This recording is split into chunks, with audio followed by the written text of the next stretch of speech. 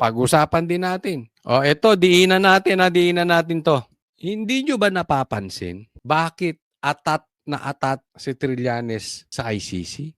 Sa kanya pala dumaan yung pera. 200 million. Pang ano, hindi natin alam kung pinambabae nila. Basta pang happy-happy daw. Pa-hotel, pagkain. Hindi ko alam kung magkano kinulimbat ni Trillanes dyan. Hindi natin alam magkano ang ibinigay, magkano kinulimbat ng ICC. 200 million. Ulitin ko, dollars. Nagpapalit ng pera. Sundalo natin sa ginawang operasyon ng ICC investigators sa Pilipinas. Unang dumating ang mga ICC investigators sa Pilipinas noong December of 2023. At bago mag-December 2023 ay inutusan sila na magpapalit ng peso to dollars. Dalawang maleta na ang bawat maleta ay may nilalaman na 56 million pesos. Kaya nakapagpalit sila ng equivalent to $2 million. 2 million dollars. No, $2 million. Sorry. At ang sabi ng mga executive assistants ni Ginoong Saldico ay pinaghahandaan daw nila ang pagdating ng foreigners. At kalaunan ay nakilala ng mga ito na ang foreigners na binabanggit ay mga ICC investigators. At nakapaloob dito na ang ginawa nila ay mag-interview ng mga witnesses na ipinapaarating sa kanila ni Sunny Trillanes. Wala silang ibang in-interview na mga witnesses, kundi ang mga tao lamang na pinapadala ni Sunny Trillanes. Okay. Habang hawak yung $2 million, $2 million, ang ini-interview lang ng ICC, yung mga witnesses ni Trillanes. Alam naman natin si Trillanes, may ano din yan. Hindi ko alam kung ano nakikita niyan. Parang kung sa Pilipinas o sa mundo ba nakatira yan si Trillanes, merong nakikita na hindi nakikita natin. But anyway, dapat yan ang ICC balance. May pina-interview si Trillanes. Dapat nag-interview din kayo ng iba. May in-interview ba kayo ng iba? Diba? So paano kayo magiging patas? Una pa lang bias na kayo. Sino nagpa-hotel sa inyo? Sino nagpakain sa inyo? Yung pera na kay Trillanes. Kaya nga sabi, even Amerika at ibang bansa, sinasabi kayong ICC, corrupt kayo. Naging kasangkapan pa si Trillanes. Sarap ng buhay mo, Trillanes, no?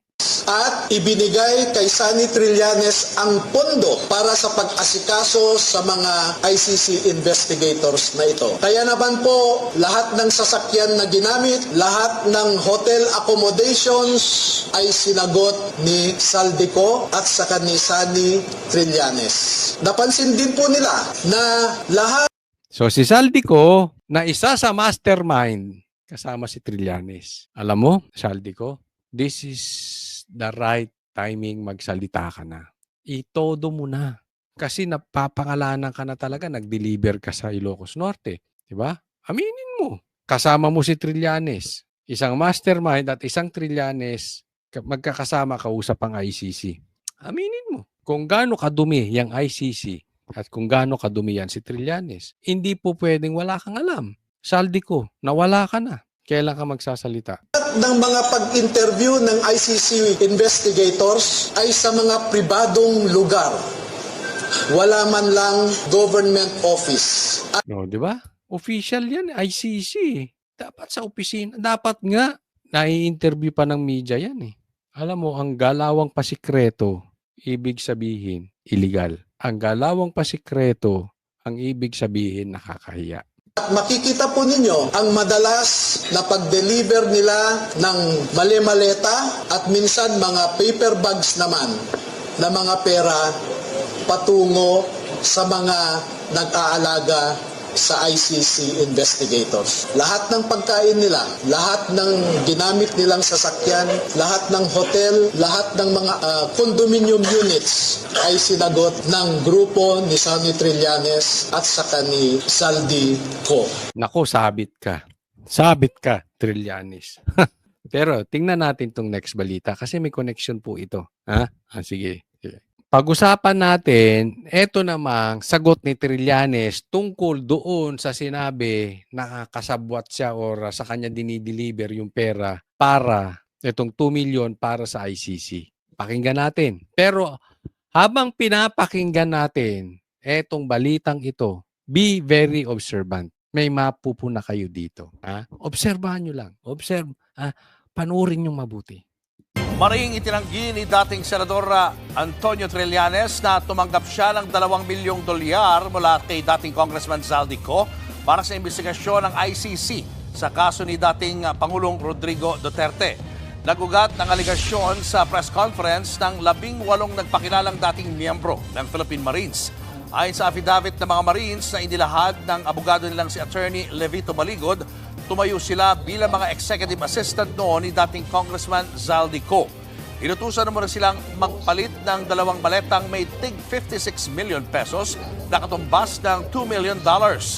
Inihatid daw nila ang milyon-milyong pera kay Trillanes para gastusan ng ICC investigation. Si Trillanes din nila ang sumagot sa hotel accommodation, pagkain at sasakyan ng ICC investigators nang dumating. May napupuna na kayo. May napuna kayo. Ilagay nyo sa comment section ano napunan nyo. Pakinggan po natin. Naku. Ang mga ito sa bansa noong December 2023. Bukod dito, inilahad din sa press con ang pagde-deliver umano nila ng male-maletang pera na aabot sa 805 billion pesos sa mga politiko. Kabilang na umano sila Pangulong Bongbong Marcos at dating House Speaker Martin Romualdez.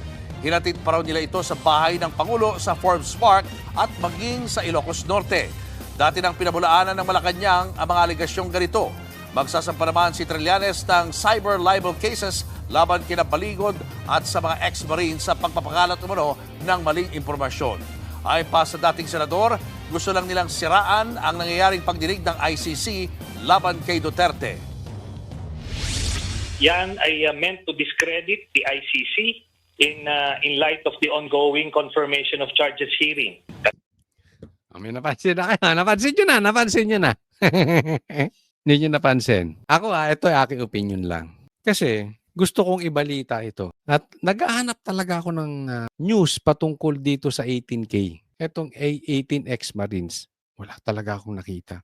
As of the taping o as of the recording of this video, of this vlog, wala akong makita. Tiningnan ko yung live, tiningnan ko yung Meron mangilan-ngilan yung ibang media. Okay, kilala nyo naman sino yung mga nagbabalita na media. Pero yung ibang malalaki, wala akong nakita. Hindi ko alam kung ako ba ay mahina mag-research. Pero kasi, sa tagal ko nang nagbablog, pag may malaking balita, kalat yan. Halos naibalita na nila, binabalita pa ulit,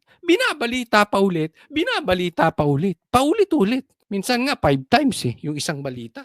Pero yung ganito kalaking balita, biglang wala. Napansin nyo ba? Nag-report, hindi pinakinggan yung salita nitong Marines.